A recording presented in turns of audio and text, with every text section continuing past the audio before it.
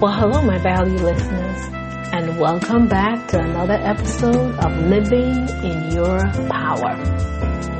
I'm your host, Dr. Marlene Greenleaf, and hey, I know I'm dropping this week's episode a little later than usual, and there's a reason for that. It's spring break for many of us this week, and I've intentionally slowed down this week to rest, breathe, and honor the season I'm in. And with this being Holy Week, I've taken time to reflect deeply on my own growth, faith, and how I'm aligning with purpose. So if you've also needed a moment to pause, this message is coming right on time.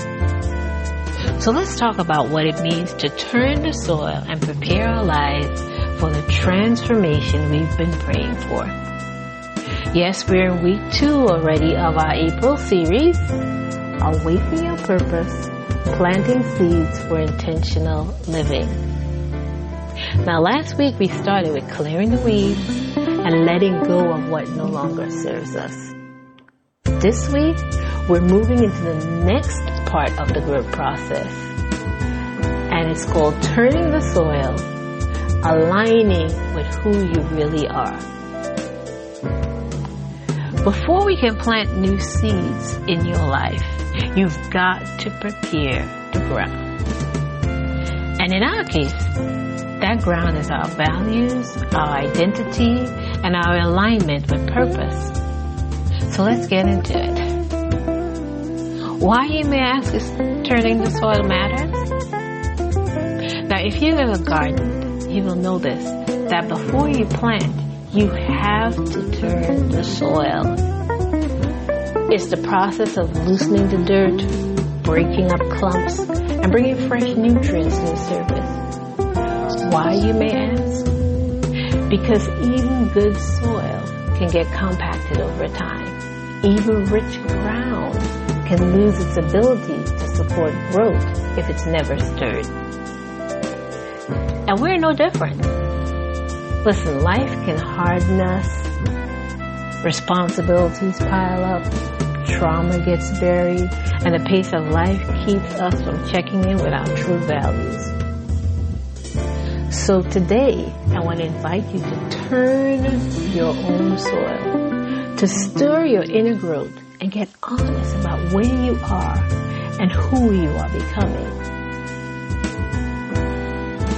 Now, turning the soil in your life can look like revisiting your core values, which are the principles that matters most to you, or asking, am I living in alignment with who I say I am?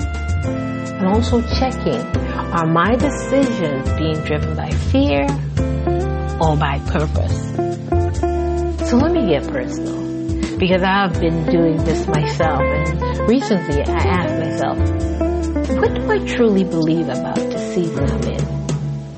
Am I showing up in alignment with my calling, or just going through motions? I mean, it's easy to get caught up in service and leadership, in productivity, and also lose sight of your authentic self. But here's the truth, my dear listeners. If you plant in misalignment, what grows will not sustain you.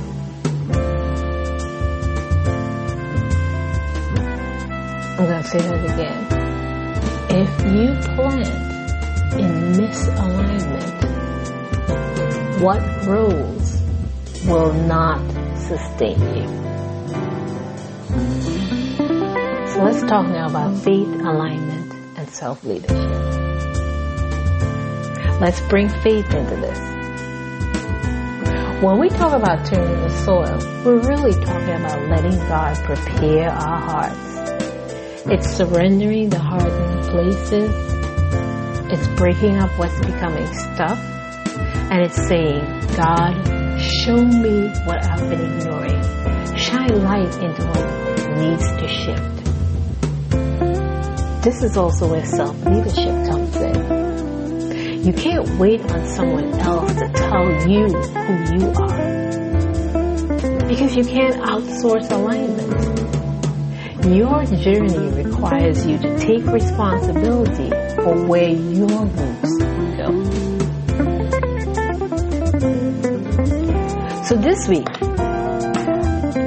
I want you to slow down and turn your own soil. So here's your challenge. I want you to write down your top 3 core values, not the ones you think sound good, but the ones that truly guide you. I want you to reflect. Are your current habits, relationships, and decisions aligned with those values? And if not, what needs to shift? This is not about perfection. Instead, it's about realignment. Because when you're rooting your truth, you grow stronger and more intentional. So in closing today, I want to remind you that spring reminds us that life begins again. And that process of blooming isn't just about planting, it's about preparing. So turning the soil is a sacred pause. It's a chance to realign before we rush into action. So as we move through April and this holy week, I want you to know your purpose doesn't come from pressure, it comes from alignment. You don't have to force what God is preparing for you. And just make space. Stay rooted and trust that what's meant to grow in your life will. So until next time, my dear listeners, I want you to live boldly in your power. And if it gets tough, just breathe.